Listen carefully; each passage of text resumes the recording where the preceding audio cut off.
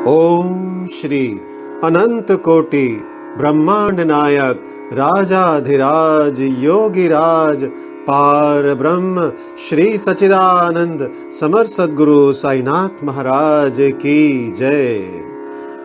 हे साईं, हे गुरुवर, हे बाबा, आज श्री साईं सच्चरित्र का अध्याय 48 का अध्ययन होने जा रहा है। हे बाबा, अपना आशीर्वाद दे, ये अध्याय हम सब के चित्त में उतरे, हम सभी को इससे लाभ हो। आइए आरंभ करते हैं अध्याय 48। सद्गुरु के लक्षण। पहला श्री शेवड़े और दूसरा श्री सपटनेकर व श्रीमती सपटनेकर, तीसरा संतति दान। अध्याय प्रारंभ करने से पूर्व किसी ने हेमाडपंत से प्रश्न किया कि साईं बाबा गुरु थे या सद्गुरु।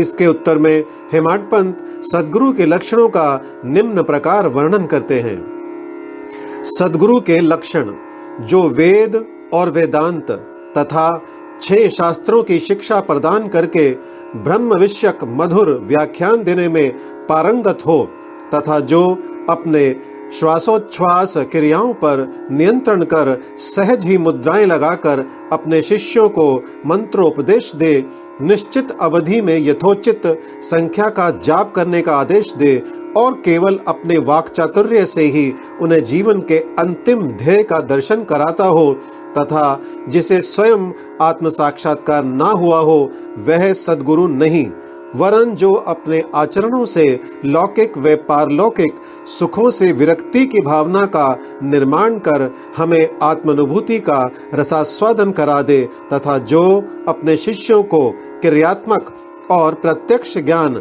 यानी आत्म अनुभूति करा दे, उसे ही सद्गुरु कहते हैं। जो स्वयं ही आत्म साक्षात्कार से वंचित है, वे भला अपने अनुयायियों को किस प्रकार अनुभूति करा सकते हैं। सद्गुरु स्वप्न में भी अपने शिष्यों से कोई लाभ या सेवा शुश्रूषा की लालसा नहीं करते, वरन स्वयं उनकी सेवा करने को ही उद्यत रहते हैं। उन्हें यह कभी भी भान नहीं होता है कि मैं कोई महान हूँ और मेरा शिष्य मुझसे तुच्छ है, अपितु उसे अपने ही सदृश या ब्रह्म स्वरूप समझा करते हैं। सद्गुरु की मुख्य विशेषता यही है कि उनके हृदय में सदैव परम शांति विद्यमान रहती है। वे कभी अस्थिर या अशांत नहीं होते और ना उन्हें अपने ज्ञान का ही लेश मात्र गर्व होता है। उनके लिए राजा, रंक, स्वर्ग, अपवर्ग सब एक ही समान है।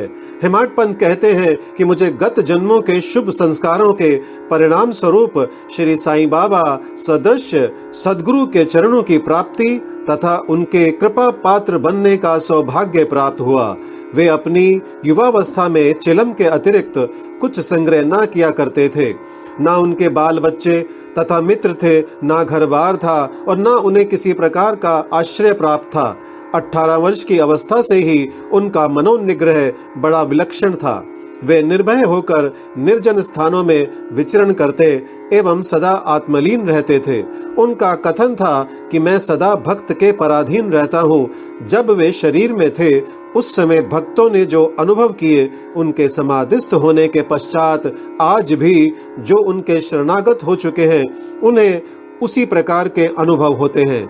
भक्तों को तो केवल इतना ही यथेष्ट है कि यदि वे अपने हृदय को भक्ति और विश्वास का दीपक बनाकर उसमें प्रेम की ज्योति प्रज्वलित करें तो ज्ञान ज्योति आत्म साक्षात्कार स्वयं प्रकाशित हो उठेगी। प्रेम के अभाव में शुष्क ज्ञान व्यर्थ है, ऐसा ज्ञान किसी को भी लाभप्रद नहीं हो सकता। प्रेम के अभाव में संतोष नहीं होता, इसलिए हमारा प्रेम असीम और अटूट होना चाहिए। प्रेम की कीर्ति का गुणगान कौन कर सकता है, जिसकी तुलना में समस्त वस्तुएं तुच्छ जान पड़ती हैं। प्रेम रहित पठन पाठन सब निष्फल है। प्रेमांकुर के उदय होते ही भक्ति, वैराग्य, शांति और कल्याण रूपी संपत्ति सहज ही प्राप्त हो जाती है। जब तक किसी वस्तु के लिए प्रेम उत्पन्न नहीं होता, तब तक उसे प्राप्त करने की भावना ही उत्पन्न नहीं होती। इसलिए जहाँ व्याकुलता और प्रेम है वहाँ भगवान स्वयं प्रकट हो जाते हैं। भाव में ही प्रेम अंतर्निहित है और वही मोक्ष का कारणीभूत है। यदि कोई व्यक्ति कलुषित भाव से भी किसी सच्चे संत के चरण पकड़ ले तो भी यह निश्चित है कि वह अवश्य तर जाएगा। ऐसी ही कथा नीचे दर्शाई गई है। श्री शेवड़े अक्कलकोट सोलापुर जिला के श्री सपटड़ेकर वकालत का अध्ययन कर रहे थे। एक दिन उनकी अपने सहपाठी श्री शेवड़े से भेंट हुई। अन्य और भी विद्यार्थी वहां एकत्रित हुए और सब ने अपनी अपनी अध्ययन संबंधी योग्यता का परस्पर परीक्षण किया। प्रश्नोत्तरों से विदित हो गया कि सबसे कम अध्ययन श्री शेवड़े का ही है और वे परीक्षा में बैठने के अयोग्य हैं। जब सब मित्रों ने मिलकर उनका उपहास किया तब शेवड़े ने कहा कि यद्यपि मेरा अध्ययन अपूर्ण है तो भी मैं परीक्षा में अवश्य उत्तीर्ण हो जाऊंगा। मेरे साईं बाबा ही सबको सफलता देने वाले हैं। श्री सपटनेकर को यह सुनकर आश्चर्य हुआ और उन्होंने श्री शेवड़े से पूछा कि ये साईं बाबा कौन है जिनका तुम इतना गुणगान कर रहे हो। उन्होंने उत्तर दिया कि वे एक फकीर हैं जो शिरडी अहमदनगर की एक मस्जिद में निवास करते हैं। वे महान सत्पुरुष हैं। ऐसे अन्य संत भी हो सकते हैं परंतु वे उनसे अद्वितीय हैं। जब तक पूर्ण जन्म के शुभ संस्कार संचित ना हो तब तक उनसे भेंट होना दुर्लभ है। मेरी तो उन पर पूर्ण श्रद्धा है। उनके श्रीमुख से निकले वचन कभी असत्य नहीं होते। उन्होंने ही मुझे विश्वास दिलाया है कि मैं अगले वर्ष परीक्षा में अवश्य उत्तीर्ण हो जाऊंगा। मेरा भी अटल विश्वास है कि मैं उनकी कृपा से परीक्षा में अवश्य ही सफलता पाऊंगा।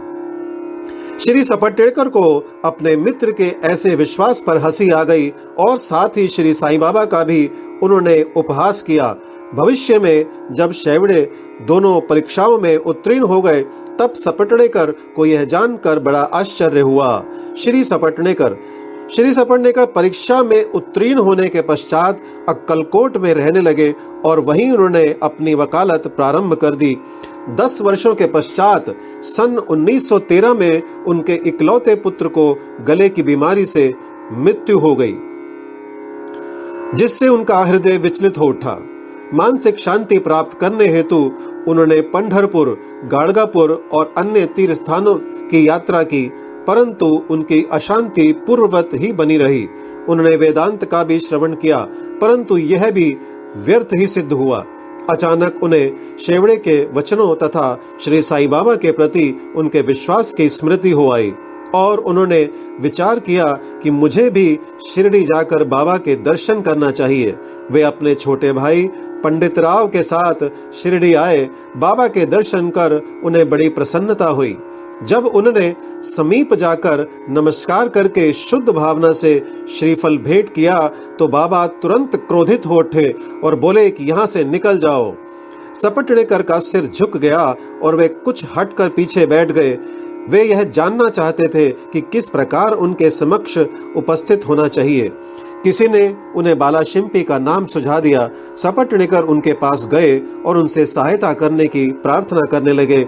तब वे दोनों बाबा का एक चित्र मोल लेकर मस्जिद को आए। बालाशिम्पी ने अपने हाथ में चित्र लेकर बाबा के हाथ में दे दिया और पूछा कि यह किसका चित्र है।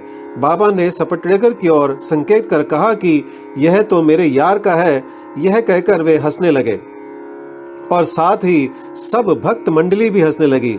बालाशिम्पी के संकेत पर जब सपटनेकर उन्हें प्रणाम करने लगे तो वे पुनः चिल्ला पड़े कि बाहर निकालो। सपटनेकर की समझ में नहीं आता था कि वे क्या करें। तब वे दोनों हाथ जोड़कर प्रार्थना करते हुए बाबा के सामने बैठ गए परंतु बाबा ने उन्हें तुरंत ही बाहर निकलने की आज्ञा दी।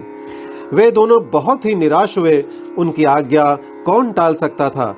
आखिर सपटनेकर खिन्न हृदय शिरडी से वापस चले गए। उन्होंने मन ही मन प्रार्थना की कि हे साईं, मैं आपसे दया की भिक्षा मांगता हूँ। कम से कम इतना तो आश्वासन दे दीजिए कि मुझे भविष्य में कभी ना कभी आपके श्री दर्शनों की अनुमति मिलेगी। श्रीमती सपटनेकर 1 वर्ष बीत गया फिर भी उनके मन में शांति न आई। वे गाड़गापुर गए जहां उनके मन में अशांति और अधिक बढ़ गई। अंत वे माड़ेगांव विश्राम के लिए पहुंचे और वहां से ही काशी जाने का निश्चय किया। प्रस्थान करने के 2 दिन पूर्व उनकी पत्नी को स्वप्न हुआ कि वह स्वप्न में एक गागर ले लक्कड़ शाह के कुएं पर जल भरने जा रही है। वहां नीम के नीचे एक फकीर बैठा है, सिर पर एक कपड़ा बंधा हुआ है। फकीर उसके पास आकर कहने लगा कि मेरी प्रिय बच्ची, तुम क्यों व्यर्थ कष्ट उठा रही हो? मैं तुम्हारी गागर निर्मल जल से भर देता हूँ। तब फकीर के भय से वह खाली गागर लेकर ही लौट आई। फकीर भी उसके पीछे पीछे चला आया। इतने में ही घबराहट में उसकी निद्रा भंग हो गई और उसने आंखें खोल दी।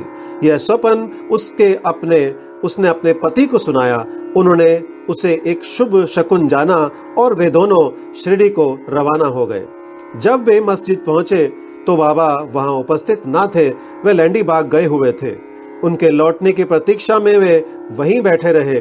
जब बाबा लौटे तो उन्हें देखकर उनकी पत्नी को बड़ा आश्चर्य हुआ, क्योंकि स्वप्न में जिस फकीर के उसने दर्शन किए थे उनकी आकृति बाबा से बिल्कुल मिलती जुलती थी। उसने अति आदर सहित बाबा को प्रणाम किया और वहीं बैठे बैठे उन्हें निहारने लगी। उसका विनम्र स्वभाव देखकर बाबा अत्यंत प्रसन्न हो गए। अपनी पद्धति के अनुसार वे एक तीसरे व्यक्ति को अपने अनोखे ढंग से एक कहानी सुनाने लगे। मेरे हाथ, उदर, शरीर तथा कमर में बहुत दिनों से दर्द हुआ करता था। मैंने अनेक उपचार किए परंतु मुझे कोई लाभ ना पहुंचा। मैं औषधियों से ऊब उठा क्योंकि मुझे उनसे कोई लाभ ना हो रहा था। परंतु अब मुझे बड़ा अचंभा हो रहा है कि मेरी समस्त पीड़ाएं एकदम ही जाती रही। यद्यपि किसी का नाम नहीं लिया था परंतु यह चर्चा स्वयं श्रीमती सपटेड़कर की थी। उनकी पीड़ा, जैसा बाबा ने अभी कहा, सर्वथा मिट गई और वे अत्यंत प्रसन्न हो गई। संतति दान। तब श्री सपटनेकर दर्शन के लिए आगे बढ़े, परंतु उनका पूर्वोक्त वचनों से ही स्वागत हुआ कि बाहर निकल जाओ। इस बार वे बहुत धैर्य और नम्रता धारण करके आए थे। उन्होंने कहा कि पिछले कर्मों के कारण ही बाबा मुझसे अप्रसन्न हैं और उन्होंने अपना चरित्र सुधारने का और बाबा से एकांत में भेंट करके अपने पिछले कर्मों की क्षमा मांगने का निश्चय किया। उन्होंने वैसा ही किया भी, और जब उन्होंने अपना मस्तक उनके श्री चरणों पर रखा तो बाबा ने उन्हें आशीर्वाद दिया। अभी सपटनेकर उनके चरण दबाते हुए बैठे ही थे कि इतने में एक गडेरिन आई और बाबा की कमर दबाने लगी। तब वे सदैव की भांति एक बनिए की कहानी सुनाने लगे। जब उन्होंने उसके जीवन के अनेकों परिवर्तन तथा उसके इकलौते पुत्र की मृत्यु का हाल सुनाया तो सपटनेकर को अत्यंत आश्चर्य हुआ कि जो कथा वे सुना रहे हैं वह तो मेरी है। उन्हें बड़ा अचंभा हुआ कि उनको मेरे जीवन की प्रत्येक बात का पता कैसे चल गया। अब उन्हें विदित हो गया कि बाबा अंतर्यामी हैं और सबके हृदय का पूरा पूरा रहस्य जानते हैं। यह विचार उनके मन में आया ही था कि गडेरिन से वार्तालाप चालू रखते हुए बाबा सपटनेकर की ओर संकेत कर कहने लगे कि यह भला आदमी मुझ पर दोषारोपण करता है कि मैंने ही इसके पुत्र को मार डाला है। क्या मैं लोगों के बच्चों का प्राण हरण करता हूँ? फिर ये महाशय मस्जिद में आकर अब क्यों चीख पुकार मचाते हैं? अब मैं एक काम करूंगा, अब मैं उसी बालक को फिर से इनकी पत्नी के गर्भ में ला दूंगा। ऐसा कहकर बाबा ने अपना वरद हस्त सपटनेकर के सिर पर रखा और उसे सांत्वना देते हुए कहा कि ये चरण अधिक पुरातन तथा पवित्र हैं। जब तुम चिंता से मुक्त होकर मुझ पर विश्वास करोगे तभी तुम्हें अपने ध्येय की प्राप्ति हो जाएगी। सपटनेकर का हृदय गदगद हो उठा। तब अश्रुधारा से उनके चरण धोकर वे अपने निवास स्थान पर लौट आए और फिर पूजन की तैयारी कर नैवेद्य आदि लेकर वे सपत्नीक मस्जिद में आए। वे इसी प्रकार नित्य नैवेद्य चढ़ाते और बाबा से प्रसाद ग्रहण करते रहे। मस्जिद में अपार भीड़ होते हुए भी वे वहां जाकर उन्हें बार बार नमस्कार करते थे। एक दूसरे से सिर टकराते देखकर बाबा ने उनसे कहा कि प्रेम तथा श्रद्धा द्वारा किया हुआ एक नमस्कार ही मुझे पर्याप्त है।